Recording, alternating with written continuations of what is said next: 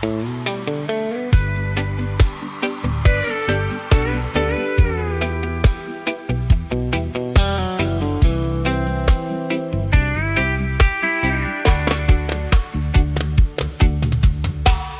ងៃដំបូងដែលបងបានជួបអូនក្រោមដើមស្វាយក្បែរផ្លូវចាស់ផ្ទះស្រីខ្យល់បក់តិចតិចអូនញញឹមស្រស់ណាស់ធ្វើឲ្យបេះដូងបងភ្លេចភ្លើងត្រឡប់អូនពេលអាវក្រហមសក់វែងរំភើយភ្លេចមើលមកបងដូចពន្លឺព្រះច័ន្ទស្នេហ៍មួយនេះ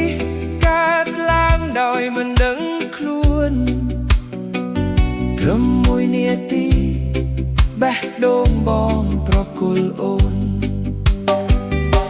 ដើមស្វាយលុបស្នេហ៍នៅចាំរឿងយើងស្លឹកបករំភើយពេលអូននៅក្បែរបង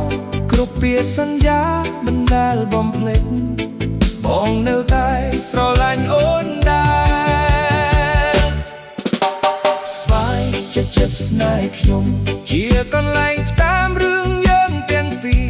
អង្គុយក្រោមលប់ស្វាយក្បែរផ្ទះអូនរាល់ល្ងាចស្ដាប់បេះដូងប្រាប់ថាស្រឡាញ់អូនគួរថ្ងៃណាពិភពផ្លាស់ប្ដូរបេះដូងបងមិនផ្ទោតាមទេស្វាយចិត្តស្នេហ៍ខ្ញុំនៅតែមានឈ្មោះអូនក្នុងបេះដូងមានពេលខ្លះយើងឆ្លុះគ្នាទួយតែស្នេហ៍យើងមិនដែលឆ្ងាយគ្នាអូនជាមនុស្សដែលបងតែងប្រាថ្នាចង់មើលថែហត់ដល់ថ្ងៃចុងក្រោយពេលភ្លៀងធ្លាក់បងនៅចាំបានអូនរត់មកជាប់ក្រោមដើមស្វាយនោះ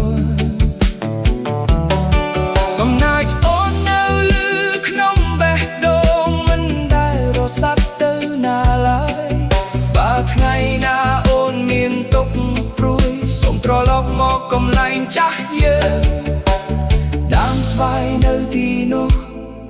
ដូចបេះដូងបងដែលរងចាំអូនស្វាយចិត្តស្នេហ៍ខ្ញុំជាសាក្សី